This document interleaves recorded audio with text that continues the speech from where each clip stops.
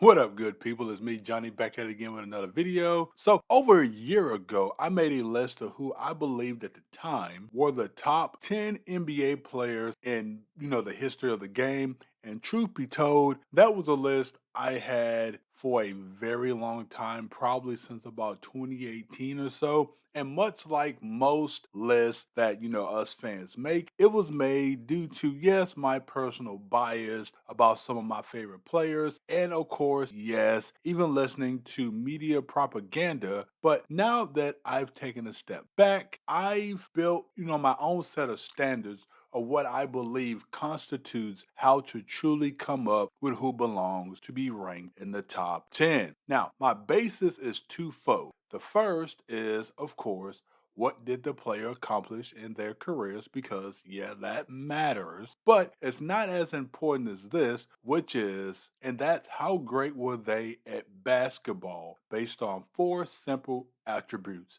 which is scoring, defense, playmaking, and then one-on-one game, as I like to call it, aka how deep is your bag to get me a bucket if needed. With that in mind, for every player that is ranked in my top 10, I will go through, my why based on the things I just mentioned above. Let's kick off the list today and let's start with number 10. And this may come as a shock to some, but for anybody who listened to my list before, it won't be a shock to you.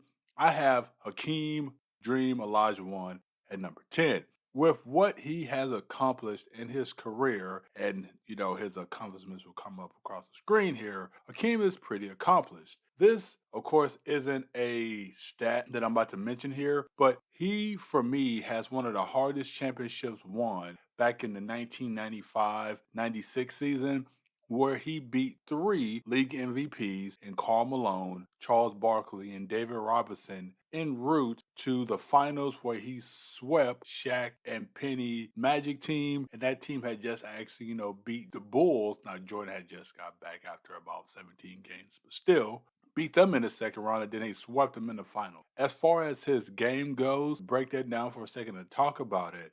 When it comes to scoring, Hakeem had one of, and you could argue, maybe the best post game of any big man in history. So when he got the ball, yeah, he was almost automatic to get a bucket. He also is one of the best defenders in league history, having the fourth highest defensive win shares in history for any player. Hakeem was in the post. He could obviously pass out of it, and he was able to do that pretty effectively from a playmaking standpoint. However, I wouldn't say that his playmaking was great or anything like that. It was maybe average at best. That said, when you combine all those factors together, the fact that he was a phenomenal defender, and he was a really good post player, then that's why I have him in my top 10. Let's move on to number 9. So, again, no change to my number 9 pick from what I had last year, and that's Shaquille O'Neal. We all know how accomplished he is, but let's actually talk about his game based on those four attributes that I mentioned. For scoring, Shaq was great in his prime. Most of his scoring was, of course, from 8 feet and in, but that was just how the game was played back then for big men. And at the time, he was the best. Though Shaq wasn't, great on defense, he was above average though, and a lot of people don't realize that, especially when he was in his prime. Shaq, much like Hakeem, was really, really good passing out of the post. However, his playmaking, I would say, is probably still the weakest part of his game. As far as one-on-one goes, many people think Shaq was just, going to play bully ball because of his size. And yeah, a lot of that was true. But I will tell you, if you go back and look at Shaq's footwork, it was phenomenal for a man his size. It wasn't quite Hakeem level, but it was still outstanding for a man his size. Now, this guy, I actually had ranked a little bit higher last time. I had him number 5 on my list, and that was simply out of respect, and that is for the late, great Mr. Russell. This time I couldn't put him that high. His accomplishments, of course, we all know what they are, 11-time champion. But off the top, I did watch some Bill Russell footage. Not much, but some. I'm not going to sit here and lie and say that I watched all of this tape like I'm some scout, which I completely didn't. I just watched enough to really be able to get a feel for Bill Russell's game. And from what I saw, I believe as far as scoring goes, if you actually looked at his average, just about a number, you would think he couldn't score, which I believe there's actually some truth to that. But I think he didn't score on purpose since he wanted to win, and there were other scorers on his team, like Bob Cousy, for example, that played that role for him as far as scoring the ball. So he just focused on defense, which was more his role. He is the greatest defender from a big man standpoint that the league has ever seen. He does also boast the highest defensive win shares in league history by a pretty good margin, too. He was a great playmaker for his position, which for me makes up his limited one on one skills that Bill Russell didn't have. Let's go to number 7 on my list. Oh, real quick before I get to number 7, I'm going to go ahead and go out and say it. Whoop did not make my top 10. Now, I know there's some people out there who have Wilt in their top 10, and he is phenomenal. I have Wilt at number 11. He's just right outside my top 10. But for me, Wilt didn't win enough, to be frank, especially considering he actually had some of the help that he had. But let's get to number 7, though. Up one spot from my last list, I moved him up one. Ladies and gents, I really wanted to move him up more because when you dissect his game, I think he was about the most complete basketball player in the history of the league. During his prime, he was one of the best scorers in the league, averaging about 28 points a game. Sorry, I probably should tell you who this is, even though his video is clearly playing right now. It's Larry Bird, ladies and gents. Larry Legend is truly a legend in the game. He also was an above average defender, contrary to popular belief, and during the 1980s, he was the best playmaker in the league outside of Magic Johnson. And I think that actually that gap for playmaking, yes, Magic is number one, but I don't think Bird was that far behind. Of course, his one on one game was automatic, and Bird could score from anywhere on the floor, whether it be mid range, in the post, 3-point line when they introduced that, fast break, back to the basket. I mean, short range, mid range. I mean, Bird had it all. I mean, real talk. Had he actually had a longer career, I would have actually put him higher on the list because Larry Legend was just that good. But because his career was cut short, yes, by injuries, as we know, I couldn't put him any higher. But let's get to the guy who's number 6 on my list, and that is one Irvin Magic Johnson. In the last few years, I've seen, a lot of Magic slander, but make no mistake, Magic was and still is the greatest point guard of all time, and it's not particularly close in my opinion.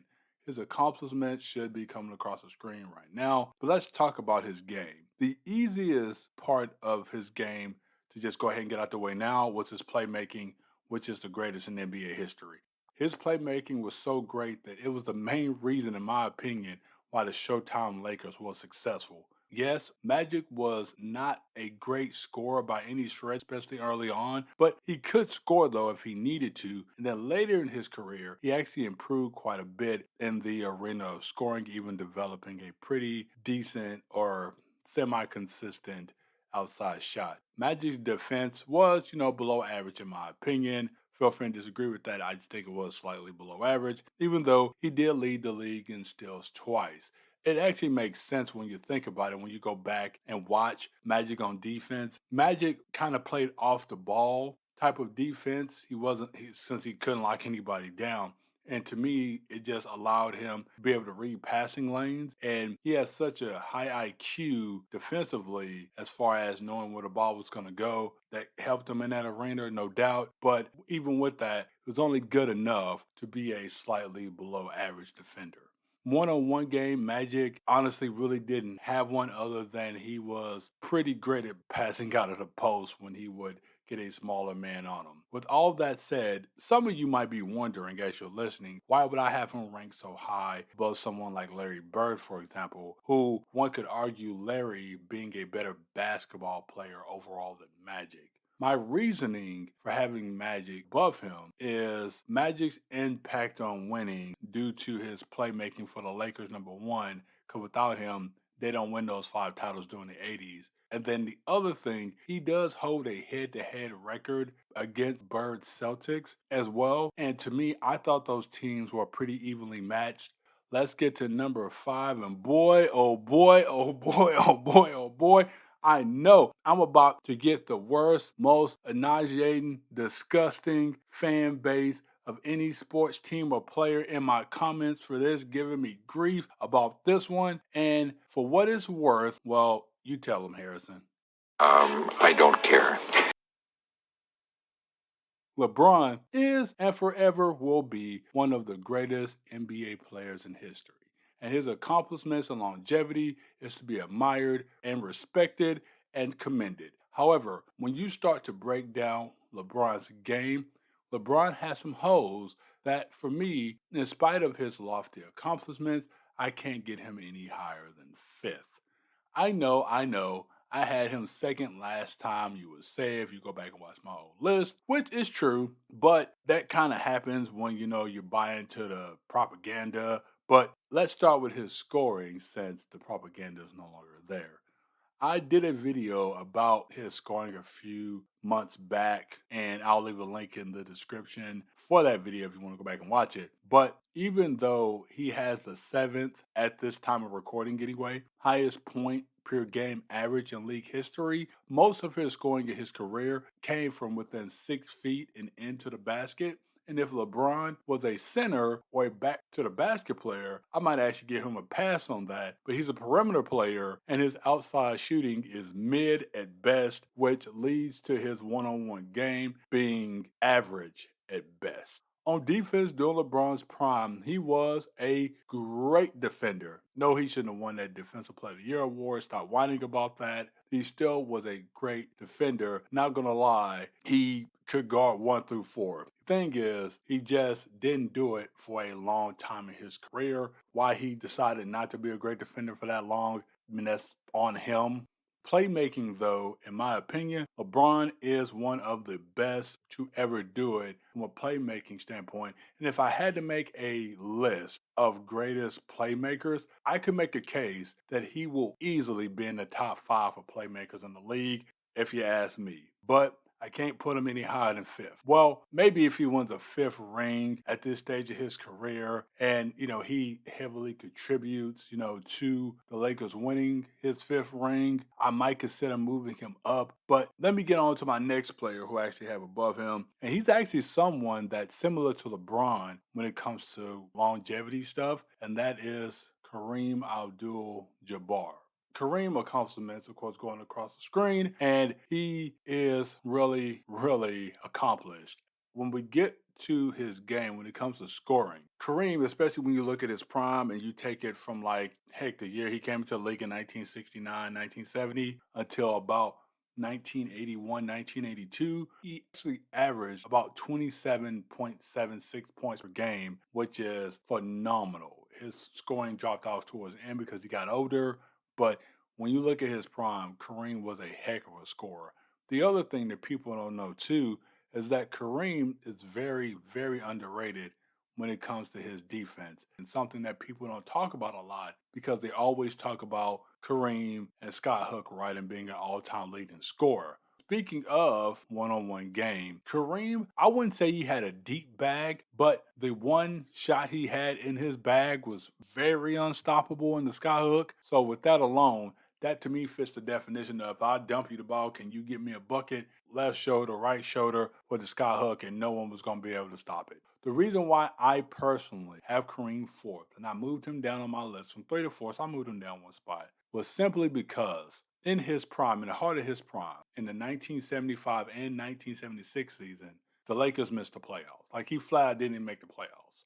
Let's go to number 3 on my list. He's actually one of my favorite players, and I think I can make an argument for Tim Duncan. Timmy being number 2, but I put him number 3. Tim Duncan had one of the most impressive careers when you look at just overall. The dude played for 20 years, and the whole time he played, the Spurs never won less than 50 games unless it was a lockout shortened season. When you look at Tim Duncan's game and you start to break that down, a lot of people look at what he averaged doing at the end of his career, right? 19 points a game is how he ended, and people think Tim Duncan couldn't score. No, Tim Duncan was a very, very good scorer. I don't want to say great, I mean, but I put it like this: for a big man, he was great.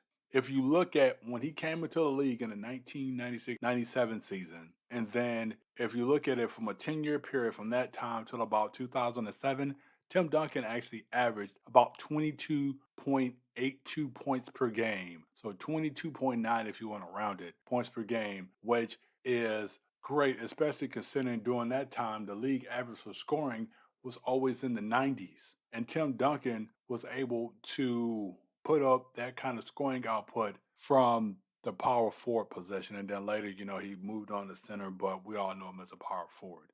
When it comes to defense, Tim Duncan is, in my opinion, second greatest defender from a big man standpoint, right behind Bill Russell. It's like Bill Russell, Tim Duncan. Then for me, I got Hakeem Olajuwon, Dikembe Mutombo, and then Ben Wallace. Those are my top five from a big man position. He made a ungodly amount of all defensive teams that y'all probably saw on the screen there. His playmaking was slightly above. He was above average. I mean, he could pass out the post. He could pass on the perimeter if he had the ball there, which, by the way, get into his one-on-one game here in a second, though. But Tim Duncan actually had pretty good perimeter one-on-one skills to be able to get around big men and really finesse them, especially early on in his career. Tim Duncan was a nightmare out there on the block. But let me get to number two. It's Kobe Bean Bryant. It's going to come with some controversy, and I'm going to tell you why. And I know they're like, wait a minute. Last time, you didn't even have him this high. How you got him number two? Even though Kobe isn't accomplished, quote unquote, with all the accolades like some other people, like for example, Kareem and LeBron, the thing that separates Kobe Bryant for me and that puts him this high is that outside of, well, spoiler alert, Michael Jordan, who's the GOAT, is going to be number one. Kobe Bryant had the most phenomenal just basketball player game. He could score from anywhere. During his prime, from '01, 2000, 2001 till about 2009, 10, the last of his back-to-back titles that he won, by the way, without another top 75 player, he averaged 28.4 points per game. And again, this is when the league average for scoring was in the 90s and Kobe was putting up buckets like that. Buckets. So Kobe Bryant was elite at scoring. He was great on defense. I could say elite, but I'm just gonna say great on defense. He was the best two-way player in the league when he played, and he's one of the greatest two-way players to ever play. His playmaking, yes, weaker part of his game, but trust me, it wasn't a weakness like he couldn't do it. Kobe playmaking was actually pretty good too when he actually put his mind to do it. And then on top of that, his one-on-one game was unmatched by anybody. Dare I say, his one-on-one game is actually better than Mike's, better than the GOAT's. He was athletic, he was quick, he can get to the basket, he had a pull-up jumper, he had a mid-range jumper, he could shoot the three. He could operate out the post. Kobe Bryant, he could finish around the basket. There was nothing Kobe Bryant could not do on the basketball court. And with that, that is why I have Kobe number two, which leads me to the GOAT. I already said it's Michael Jordan. His accomplishments going across the screen, some highlights will play. Look, there's not much I need to say about Mike. Everybody knows who's not blinded by propaganda that Michael Jordan's the GOAT. And I'll just leave you with this stat. I won't even go through all his other stats, which everybody probably have heard 1,000 times. I'll just say this. Until a player with their team can go and not lose more than two games for a almost 10-year stretch, more than two games in a row in a 10-year stretch, until a player can do that, I don't want to hear about no GOAT. Until the player can three-peat, I don't want to hear about anybody being better than him. Until somebody in the playoffs averages the most points all time and win, I don't want to hear nothing. Michael Jordan's the GOAT. And with that, I will leave it at that. Let me know your thoughts in the comments. Did I get the list right? Did I surprise you? Who would you have in your top 10? Who would you maybe take out of my top 10? Until the next video, I hope y'all enjoyed. Have a good one. Take care.